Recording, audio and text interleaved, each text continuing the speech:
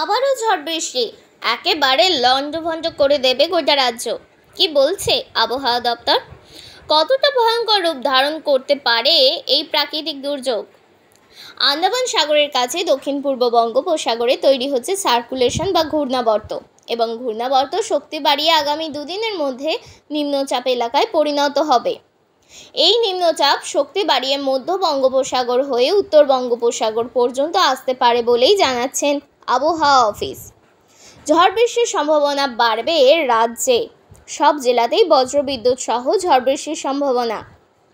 বৃহস্পতিবার পর্যন্ত রাজ্যের প্রায় সব জেলাতেই বিক্ষিপ্তভাবে বজ্রবিদ্যুৎ সহ ঝড় বৃষ্টির সম্ভাবনা রয়েছে। থাকবে শিলাবৃষ্টিরও সম্ভাবনা, বজ্রপাতের আশঙ্কাও আছে। মূলত আংশিক মেঘলা আকাশের সম্ভাবনা।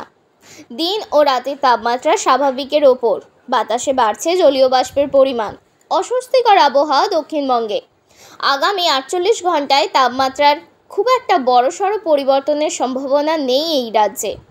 পরবর্তী দুদিনে 2 থেকে 3 ডিগ্রি সেলসিয়াস তাপমাত্রা কমতে পারে রাজ্যে। আন্দামান সাগরের কাছে দক্ষিণ পূর্ব বঙ্গোপসাগরে তৈরি হয়েছে সার্কুলেশন বা ঘূর্ণাবর্ত। এই ঘূর্ণাবর্ত শক্তি বাড়িয়ে আগামী 2 দিনের মধ্যে নিম্নচাপ এলাকায় পরিণত হবে। এই নিম্নচাপ শক্তি বাড়িয়ে মধ্য বঙ্গোপসাগর হয়ে উত্তর বঙ্গোপসাগর পর্যন্ত আসতে পারে। পূর্বাভাস, দক্ষিণবঙ্গে ঝড় বৃষ্টি বাড়বে।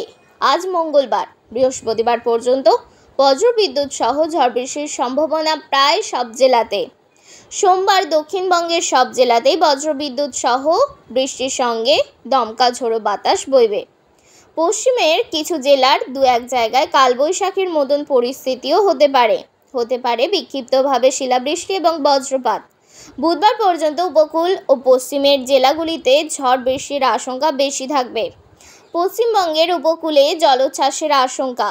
আজ রাতের মধ্যে দক্ষিণ 24 পরগনার কাকদ্বীপ থেকে লাতিয়ান আইল্যান্ডের মধ্যে জলোচ্ছ্বাস হতে পারে। 15 থেকে 20 সেকেন্ডের এই জলোচ্ছ্বাসে জলের উচ্চতা 1 মিটার পর্যন্ত বাড়তে পারে। আজ রাতের মধ্যে 1.5 মিটার উঁচু জলোচ্ছ্বাস হতে পারে আন্দামান ও নিকোবর দ্বীপপুঞ্জ এলাকায়।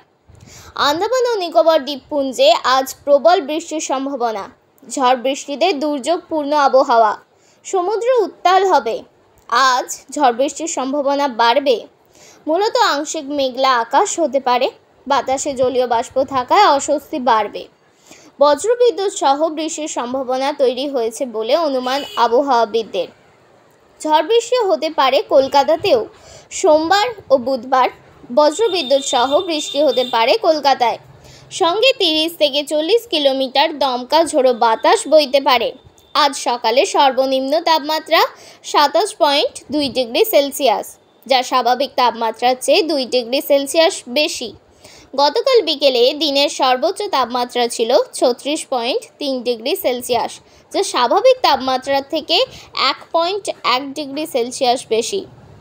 বাতাসে জলীয় বাষ্পের পরিমাণ বা আপেক্ষিক আর্দ্রতা 28 থেকে 89%। আগামী 24 ঘন্টায় শহরে তাপমাত্রা থাকবে 27 ডিগ্রি থেকে 36 ডিগ্রি সেলসিয়াসের মধ্যে। সোমবার থেকে বুধবার ঝড় বৃষ্টির সম্ভাবনা বেশি দক্ষিণবঙ্গে। কলকাতা সহ দক্ষিণবঙ্গের সব জেলাতেই হালকা থেকে মাঝারি বৃষ্টির পূর্বাভাস দেওয়া হয়েছে। বজ্রবিদ্যুৎ সহ বৃষ্টির সঙ্গে 30 থেকে 50 কিলোমিটার গতিবেগে দমকা ঝোড়ো বাতাস বইতে পারে। সোমবার দক্ষিণবঙ্গের সব জেলাতেই বজ্রবিদ্যুৎ সহ ঝড় বৃষ্টির আশঙ্কা। কলকাতা সহ সব জেলাতেই বজ্রবিদ্যুৎ সহ হালকা থেকে মাঝারি বৃষ্টির সম্ভাবনা রয়েছে। 30 থেকে 40 কিলোমিটার গতিবেগে বজ্রবিদ্যুৎ সহ বৃষ্টির সঙ্গে ঝড়ের আশঙ্কা সব জেলার কিছু অংশে। শুধুমাত্র বাঁকুড়া, বীরভূম ও পশ্চিম বর্ধমান জেলাতে ঝড়ের গতিবেগ বেশি থাকবে, 40 থেকে 50 কিলোমিটার প্রতি ঘন্টায়। মঙ্গলবারেও বিক্ষিপ্তভাবে ঝড় বৃষ্টির সতর্কতা দক্ষিণবঙ্গের প্রায় সব জেলায়। বজ্রবিদ্যুৎ সহ ঝড় বৃষ্টির সম্ভাবনা বেশি থাকবে 8টি জেলায়: পশ্চিম মেদিনীপুর, ঝাড়গ্রাম, পুরুলিয়া, বাঁকুড়া, পূর্ব এবং পশ্চিম বর্ধমান, বীরভূম, মুর্শিদাবাদ জেলাতে। বজ্রবিদ্যুৎ সহ বৃষ্টির সঙ্গে 30 থেকে 40 কিলোমিটার গতিবেগে ঝড় বইতে পারে। বুধবার রাজ্যের প্রায় সব জেলাতেই বজ্রবিদ্যুৎ সহ বৃষ্টির আশঙ্কা থাকবে।